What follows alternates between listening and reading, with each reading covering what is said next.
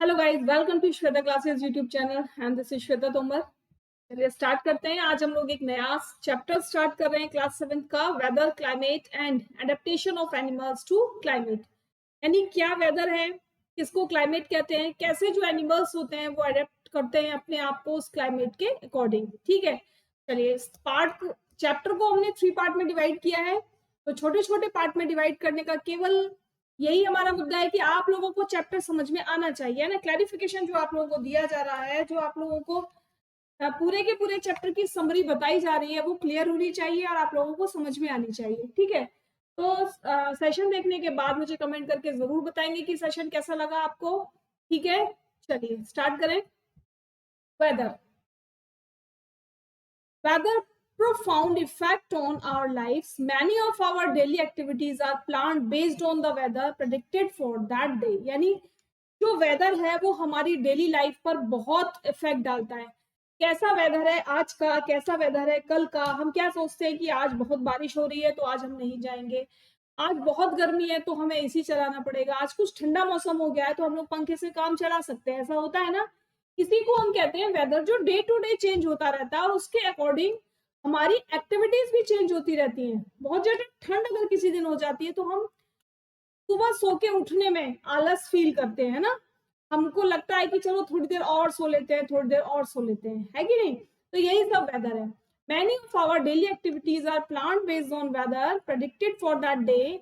There are daily reports of weather on the television and radio and in the newspaper. यानी जो daily report हमें मिलती है weather की, वो कहाँ कहाँ से मिलती है? टेलीविजन से मिल जाती है, रेडियो से मिल जाती है, या जो लोग न्यूज़पेपर पढ़ते हैं वो लोग सुबह का न्यूज़पेपर पढ़ के ये बता देते हैं कि सारे दिन आज मौसम कैसा रहेगा, बारिश पड़ेगी या नहीं पड़ेगी, धूप कितनी निकलेगी, हवा चलेगी या नहीं चलेगी। ये सब हमें उस वेदर रिपोर्ट से पता चल जाता है, चाहे हम टीवी में देख लें, चाहे रेडियो में सुन लें या न्यूज़पेपर में पढ़ लें। ठीक है, but do you know what is whether really is? और आप क्या जानते हैं कि वेदर एक्चुअल में है क्या? वेदर एक्चुअल में जो हमारा 24 आवर का टाइम है ना, वही वेदर है।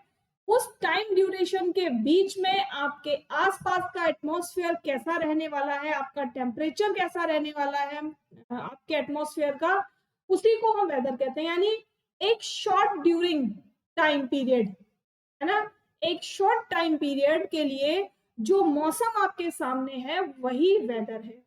ठीक है, we find that the daily weather report carries information about the temperature, humidity and rainfall during the past 24 hours. यानी हमको जो डेली रिपोर्ट मिल जाती है, हमको जो डेली इंफॉर्मेशन मिलती है किस किस के बारे में? टेम्परेचर के बारे में, ह्यूमिडिटी मतलब जो हम फील करते हैं कि आज बहुत चिपचिपाहट हो रही है, बहुत ऐसा नमी महसूस हो रही है ना, तो इन सबको हम कहाँ से, क्या कितना रेनफॉल होने वाला है ना, लास्ट 24 आवर्स में कितना रेनफॉल होने वाला है, ये सब रिपोर्ट हमको कहाँ से मिलती है? ये सब रिपोर्ट हमको वेदर रिपोर्ट फोरकास्ट से मिलती है। ठीक है, और ये सब किस में आता है? ये जो 24 आवर्स का टाइम है, इस टाइम पीरियड के बीच में जो आपका एटमॉस्फेयर है उसको हम क्या कहते हैं? उसको हम वेदर कहते हैं। It also predicts the weather for the day. Humidity, as you might know, is a measure of the moisture in air. यानी क्या क्या बताएगा और इसके अलावा आपको कि ह्यूमिडिटी क्या है? सब जानते हैं क्या है ह्यूमिडिटी, और उसको हम कैसे मेजर करेंगे कि आपके एयर में कितना मॉइस्चर है। कैसे मेजर करेंगे? ह्यूमिडिटी को कैसे मेजर करते हैं? आपके एयर में जितना मॉइस्चर है उसी के हिसाब से हम ह्यूमिडिटी को मेजर करते हैं। यहाँ देखो मैंने एक पिक्चर लगाई हुई है, यहाँ पर ये आपको 24 आवर्स की वेदर रिपोर्ट दी गई है कि मैक्सिमम टेम्परेचर इतना रहेगा, मिनिमम टेम्परेचर इतना रहेगा, सनसेट होगा इतने बजे, सनराइज होगा वेनेसडे को अगले दिन इतने बजे, मून सेट इतने बजे और मून राइज इतने बजे, है ना। तो ये क्या है? ये आपकी वेदर रिपोर्ट है जो 24 आवर्स के बीच में आपको टोटल दी जाती है ना। 24 आवर्स से ज्यादा का टाइम पीरियड इसमें नहीं लिया जाता। क्लियर? समझ में आ गया? चले आगे, चलो। The day-to-day condition of the atmosphere at a place with respect to the temperature, humidity, rainfall, wind speed, etc. is called the weather at that place. यानी डे टू डे कंडीशन यानी आज की कंडीशन, कल की condition, परसों की condition, किसके according? Atmosphere के अकॉर्डिंग, जो हमें बताएगी टेम्परेचर को, ह्यूमिडिटी को, रेनफॉल को, विंड स्पीड को। इस सबको हम किसको, जहां का भी हम देखना चाह रहे हैं, गाजियाबाद का देखना चाह रहे हैं तो गाजियाबाद का पता चलेगा, दिल्ली का एनसीआर का देखना चाहते हैं तो दिल्ली पता चलेगा। यानी जिस भी प्लेस का हम देखना चाहते हैं वो 24 आवर्स का जो हमको टोटल कंडीशन पता चलेगी उसी को हम कहते हैं weather. The temperature, humidity and other factors are called the element of the weather. Temperature, humidity and other factors, इन सबको मिलाकर क्या बनते हैं? एलिमेंट ऑफ द वेदर बनते हैं। यानी क्योंकि वेदर तो इन्हीं से चेंज होगा ना, टेम्परेचर चेंज होगा तो वेदर चेंज होगा, ह्यूमिडिटी कम ज्यादा होगी तो भी टेम्परेचर वेदर चेंज होगा। ठीक है, तो ये सब क्या है? ये वेदर के एलिमेंट्स हैं। The weather of a place changes day after day and week after week. यानी जो वेदर है, किसी भी जगह का जो वेदर है वो रोज चेंज होता है, रोज चेंज होता है या कभी कभी वीकली चेंज होता है।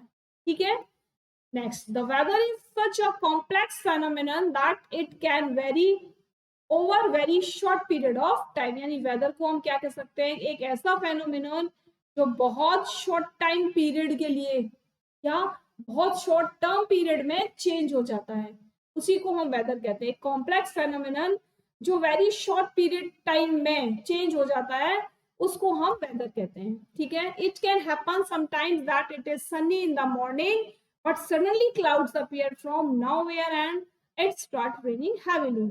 और हम कैसे इसको इमेजिन कर सकते हैं? जैसे अभी हम घर से बाहर निकले थे या घर के अंदर जब हमने एंटर किया था तो बाहर मौसम बहुत सन्नी हो रहा था या सुबह सुबह मौसम बहुत सन्नी था, और आप देखते हो कि दोपहर में कभी कभी बादल होने लग जाते हैं और बहुत क्लाउडी हो जाता है ना, अंधेरा अंधेरा हो जाता है और कुछ भी दिखाई नहीं देता। तो क्या हुआ? वो सडनली चेंज हुआ ना मौसम। ये सडनली चेंज होना ही क्या है? ये भी तो वेदर है कि अभी अभी तो सन्नी था और अभी अभी क्या हो गया? अभी अभी हैवी रेनफॉल होने लगा। ठीक है, और heavy rain may vanish in a matter of minutes and give way to bright sunlight। और कभी कभी ऐसा हो जाता है बहुत तेज बारिश हो रही होती है, बहुत तेज बारिश, और एक ही मिनट के अंदर बारिश गायब हो जाएगी और बहुत तेज सनशाइन होने लगेगी, बहुत तेज सनराइज होने लगेगा। तो इसको हम क्या बोलेंगे? ये सब हमारे कॉम्प्लेक्स फेनोमेनन में आते हैं। ठीक है, all changes in the weather are caused by sun. ये जो वेदर चेंज होता है ये किसकी वजह से होता है? इस सारा का सारा वेदर सन की वजह से चेंज होता है। अगर वो बहुत ज्यादा सनी है तो वेदर में ह्यूमिडिटी बहुत रहेगी, टेम्परेचर बहुत ज्यादा रहेगा। अगर सन की जो शाइन है वो कम है तो ह्यूमिडिटी भी कम होगी, टेम्परेचर भी कम रहेगा। ठीक है, the sun is a huge sphere of hot gases at a very high temperature. जो सन है उसमें बहुत सारी हॉट गैसेस होती हैं। मैंने आपको बताया था सन कौन कौन सी गैसेस से मिलकर बना है। सन हाइड्रोजन और हीलियम से मिलकर बना है। ठीक है, सन हाइड्रोजन और हीलियम से मिलकर बना है। 78% हाइड्रोजन और 21% हीलियम से मिलकर बना है। क्लियर? और 1% अदर गैसेस भी होती है इसमें। ठीक है ना? चलिए, the distance of the sun from us is very large. Sun का जो अर्थ से डिस्टेंस है वो बहुत लार्ज है, मतलब बहुत दूर है सन हमसे, इसीलिए हम हमारे पास तक इतनी जो उसकी हॉट गैसेस होती हैं वो नहीं पहुंच पाती directly. Even then the energy sent out by the sun is so huge that it is the source of all heat and light on the earth. यानी इसकी जो एनर्जी है, जो सन के थ्रू एनर्जी अर्थ तक भेजी जाती है, वो इतनी ह्यूज है कि उसी एनर्जी से हमको हीट भी मिल जाती है और उसी एनर्जी से हमको लाइट भी मिल जाती है। यानी जब तक सनसेट नहीं होता आपको घर में लाइट जलाने की जरूरत नहीं पड़ती। आप घर के बाहर किसी भी प्लेस पर बहुत इजीली थिंग्स को देखने में विजिबल हो पाते हो, है ना? So the sun is the primary source of energy that causes changes in the weather. जो सन है वो क्या है? वो प्राइमरी सोर्स ऑफ एनर्जी है। आपसे पूछा जाएगा what is the name of primary source of energy, तो आप क्या बोलोगे? दैट इज सन। जो क्या करता है? जो वेदर को चेंज करता है, जो वेदर को हमेशा अप डाउन करता रहता है। Energy absorbed and reflected by the earth surface, oceans and the atmosphere play important role in determining the weather of at any place. यानी जो एनर्जी है, जो सन के थ्रू हमें एनर्जी मिलती है, वो एब्जॉर्ब कर लेता है कौन कौन? अर्थ की सरफेस, ओशियंस एंड एटमॉस्फेयर, जो हमारे चारों तरफ का वातावरण है, वो सब क्या करते हैं? इस एनर्जी को एब्जॉर्ब कर लेते हैं और वेदर को प्लेस करते हैं। बहुत इंपॉर्टेंट रोल है एनर्जी का हमारे वेदर को प्लेस करने में, ठीक है।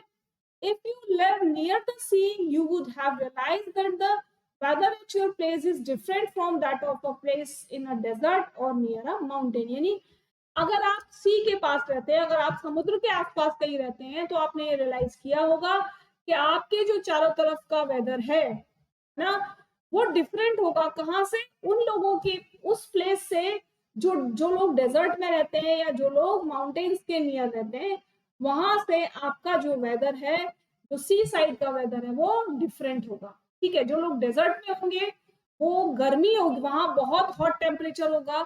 जो नियर माउंटेन होंगे वहां पर कोल्ड टेम्परेचर होगा, ठीक है। चलिए आगे।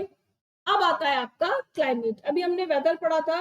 वेदर क्या होता है? बहुत शॉर्ट टाइम पीरियड में चेंज हो जाता है वेदर, 24 आवर्स में चेंज होता है। लेकिन क्लाइमेट किसको कहते हैं? एक ऐसा ऐसा वेदर या एवरेज वेदर पैटर्न जो लॉन्ग टाइम पीरियड के लिए कहीं पर रहता हो। जैसे आप ये कह सकते हो कि 3 मंथ ठंड रहती है, 3 मंथ क्या रहता है? हॉट रहता है, समर रहती है। 3 मंथ आपका कूल रहता है, यानी बहुत ठंड पड़ती है। तो ये जो लॉन्ग टर्म पीरियड है, इसी को तो हम क्लाइमेट कहेंगे। या कहीं कहीं आप देखते होंगे हमेशा ठंड ही पड़ती रहती है, हमेशा गर्मी ही होती रहती है, या हमेशा रेनफॉल होता रहता है। तो ये जो लॉन्ग टाइम पीरियड का जो एटमॉस्फेयर है, इसको हम क्या कहते हैं? इसी को हम कहते हैं क्लाइमेट। जैसे क्या लिखा है नीचे? The average weather pattern taken over a long time say 25 years is called the climate of the place. यानी 25 साल तक लगभग टाइम पीरियड ऐसे ही दे दिया है कि 25 साल तक जब किसी जगह का टेम्परेचर एक जैसा रहता है, तब हम उसको क्या बोल देते हैं? तब हम उसको कह देते हैं क्लाइमेट, ठीक है। If we find that the temperature at a place is high most of the time, then we say that the climate of that place is hot. यानी अगर किसी भी जगह का टेम्परेचर बहुत लंबे टाइम तक गर्म रहे, है ना, बहुत लंबे टाइम तक टेम्परेचर उसका हाई रहे, तब हम क्या कह सकते हैं कि यहाँ का जो क्लाइमेट है वो कैसा है? बताओ जल्दी से फटाफट। यहाँ का जो टेम्परेचर है वो हॉट है। जैसे राजस्थान, आप राजस्थान में जाइए, दिन में आप वहां पर सफर नहीं कर सकते क्योंकि वहां पर बहुत टेम्परेचर हाई होता है। और टेम्परेचर हाई होने के कारण वहां का जो क्लाइमेट है वो कैसा हो गया? हॉट हो गया, है ना। यानी लॉन्ग टाइम पीरियड से ऐसा होता आ रहा है कि जो राजस्थान का टेम्परेचर है वो दिन में हाई ही रहता है। तो इसीलिए उसको हमने किस कैटेगरी में रख दिया? उसको हमने बोल दिया climate of Rajasthan is hot, ठीक है। If there is also heavy rainfall on most of the days in the same place, then we can say that the climate of that place is hot and wet. यानी अब अगर किसी जगह पर बहुत ज्यादा बारिश हमेशा होती रहती है, बहुत लंबे टाइम तक अगर बारिश होती रहती है, तो हम क्या कह सकते हैं कि उस जगह का जो क्लाइमेट है वो हॉट एंड वेट है, यानी गर्म और गीला। गीला क्यों? क्योंकि वहां बारिश होती रहती है। और हॉट क्यों? क्योंकि वहां पर बारिश होने की वजह से बहुत ज्यादा मॉइस्चर हो जाता है, बहुत ज्यादा ह्यूमिडिटी पैदा हो जाती है, ठीक है। इसीलिए हम क्या बोलेंगे? Hot and wet. Kerala is very hot and wet in comparison to Jammu and Kashmir. जो केरला है, देखो जम्मू एंड कश्मीर मैप में यहाँ पर है और केरला मैप में यहाँ पर है ना। अब जितना आप ऊपर जाओगे वहां पर क्या होगा? कोल्ड होगा। और जितना नीचे जाओगे वहां पर क्या होगा? हॉट होगा। क्यों? क्योंकि ये सारी सी साइड है और ये क्या है? यहाँ पर सारा क्या है? स्नो है, यहाँ पर सारी स्नो है, ठीक है। तो Kerala is very hot wet in comparison to Jammu and Kashmir which has a moderately hot and wet climate for a part of the year, ठीक है। Similarly data for the western region of India for example, यानी अब आपको यहाँ पर किसके data के बारे में बताया जा रहा है? वेस्टर्न साइड, इंडिया के western side. For example Rajasthan. Rajasthan किस तरफ पड़ेगा? यहाँ राजस्थान पड़ेगा। तो ये क्या है? ये वेस्ट है, ये ईस्ट है, ये नॉर्थ है और ये साउथ है, ठीक। Rajasthan that temperature is high during the most part of the year. Rajasthan का टेम्परेचर साल में बहुत टाइम तक हॉट रहता है, but during winter which last only a few month, लेकिन ठंड में कुछ महीने के लिए the temperature is quite low, temperature बहुत लो हो जाता है, यानी वहां पर ठंड हो जाती है। This region receives very little rainfall, यहाँ पर बारिश बहुत कम होती है। कहाँ पर? राजस्थान में बहुत कम बारिश होती है। This is the typical desert climate, इसीलिए इसको हम क्या कहते हैं? टिपिकल डेजर्ट क्लाइमेट कहते हैं। It is hot and dry. Rajasthan का जो एरिया है वो क्या है? हॉट भी है और ड्राई भी है। हॉट क्यों? क्योंकि टेम्परेचर बहुत हाई है। ड्राई क्यों? क्योंकि वहां पर बारिश बहुत कम होती है। The northern India receives rain for a major part of the year. अब नॉर्दर्न यानी ऊपर वाले पार्ट की बात करेंगे तो वहां पर बहुत ज्यादा बारिश होती है। ठीक है, वहां पर बहुत ज्यादा बारिश होती है, साल के 6 मंथ से अबव वहां बारिश होती है। इसीलिए we can say that the climate of north east is wet. इसीलिए हम कह सकते हैं कि जो क्लाइमेट है नॉर्थ ईस्ट का यानी इस साइड का क्लाइमेट वो कैसा है? कैसा है? वेट है। ठीक है, समझ में आ रही है ना? क्लाइमेट की का मतलब क्लियर हो रहा है सभी को? एक बार कमेंट करके जल्दी से बताएंगे। जब भी आप ये वीडियो देखेंगे, जो भी टॉपिक नहीं समझ में आ रहा उसके बारे में भी कमेंट करेंगे, और जो टॉपिक आपको समझ में आ रहा है उसके बारे में भी कमेंट करेंगे। ठीक है, चलो अब आता है climate and adaptation. Climate has a profound effect on all living organisms. Animals are adapted to survive in the condition in which they live. यानी क्लाइमेट क्या है? जब किसी प्लेस का बहुत टाइम तक एक जैसा टेम्परेचर रहता है ना, तब हम उसको क्लाइमेट बोल देते हैं। अब ये जो लिविंग ऑर्गेनिजम्स हैं इन पर ये क्लाइमेट बहुत इफेक्ट करता है। कैसे इफेक्ट करता है? आपने देखा होगा कि ठंडियों के टाइम में कुछ बर्ड्स हमारे यहाँ आती हैं, है ना, और जैसे जैसे ठंडियां जाती है वो बर्ड्स यहाँ से चली जाती हैं। या कुछ बर्ड्स ऐसी होती हैं जो गर्मियों के टाइम पर आती हैं, और जब गर्मियां खत्म होती हैं तो वो बर्ड्स वहां से चली जाती हैं। गर्मियों के टाइम में आपको लिजर्ड्स होंगी, वो वॉल पे घूमती हुई दिखाई दे जाएंगी, लेकिन ठंडियों के टाइम पर वो लिजर्ड्स आपको वॉल पर नजर नहीं आएंगी, है ना। क्यों होता है ऐसा? ऐसा इसीलिए होता है कि जो एनिमल अपने आप को जिस टेम्परेचर में, जिस क्लाइमेट में अडेप्ट कर लेते हैं, वो उसी टेम्परेचर में, उसी क्लाइमेट में सरवाइव कर पाते हैं। अगर ऐसा नहीं हो पाता तो या तो वो अपनी प्लेस को चेंज कर देते हैं या फिर वो मर जाते हैं। ठीक है, climate has profound effect on all organisms. Animals are adapted to survive in the condition in which they live. यानी वो जिस कंडीशन में रह रहे हैं उसको अडॉप्ट कर लेते हैं। अगर वो अडॉप्ट नहीं कर पाएंगे तो दे विल डाई।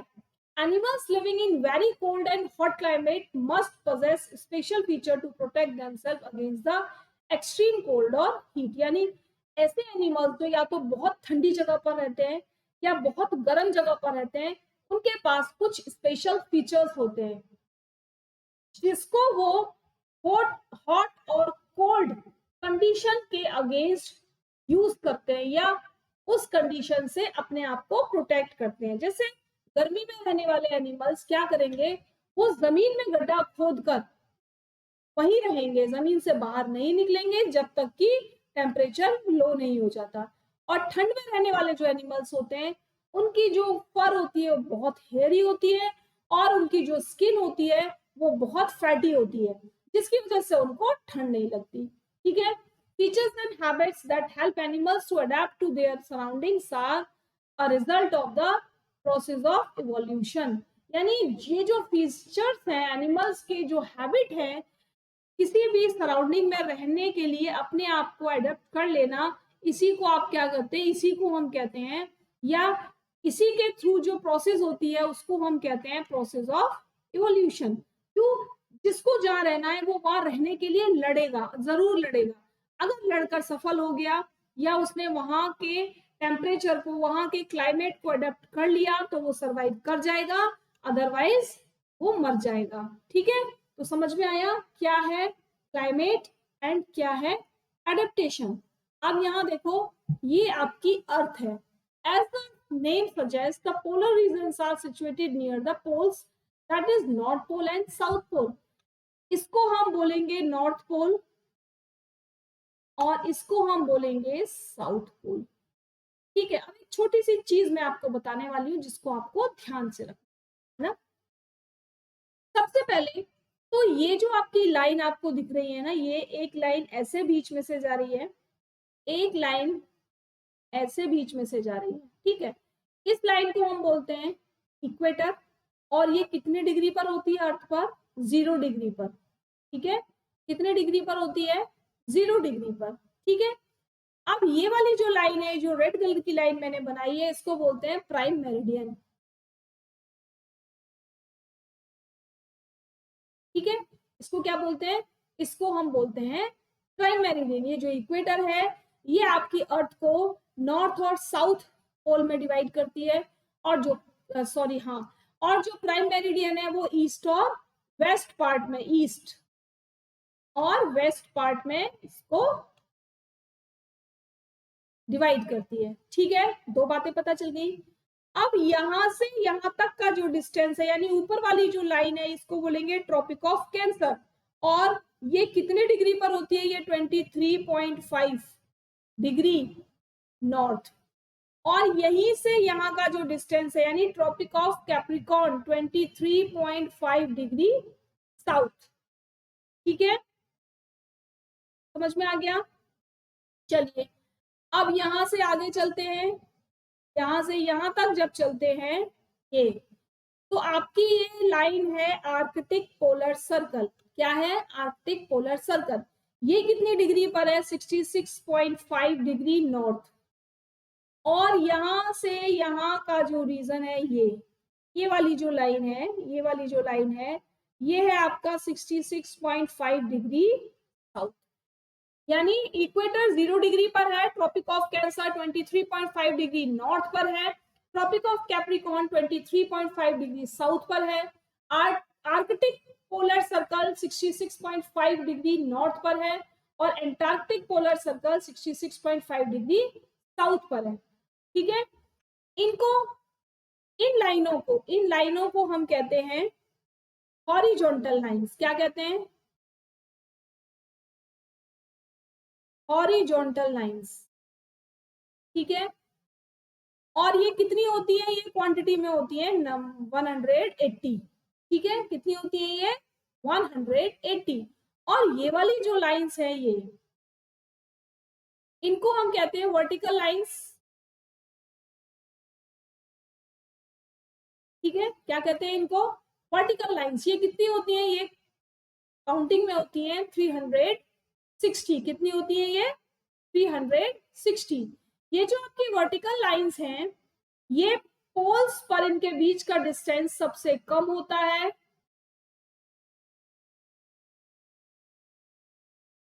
और इक्वेटर पर सबसे ज्यादा होता है, ठीक है। लेकिन ये जो हॉरिजॉन्टल लाइन है, इनका जो डिस्टेंस है वो हमेशा इक्वल रहता है, चाहे आप किसी भी साइड से इसको मेजर कर लो। यहाँ आपको दिख भी रहा होगा कि ये देखो, ये पोल से आ रही है तो डिस्टेंस कम है, और यहाँ पर जाकर सबसे ज्यादा डिस्टेंस है इनके बीच में, है ना। ये सबसे ज्यादा डिस्टेंस है, ठीक है। क्लियर बात? चलिए, समझ में आ गया? चलो आज इतना ही रखते हैं। अर्थ समझ में आई? जो लाइंस मैंने बताई वो समझ में आई? अगर समझ में आई है तो एक बार कमेंट करके मुझे जरूर बताएंगे, ठीक है। सभी लोगों को कमेंट करना है, कोई भी कमेंट करे बगैर, कोई लाइक करे बगैर और शेयर करे बगैर वीडियो को बंद नहीं करेगा, ठीक है। और जो लोग आज देख रहे हैं फर्स्ट टाइम, वो सभी लोग सब्सक्राइब कर लेंगे, ठीक है।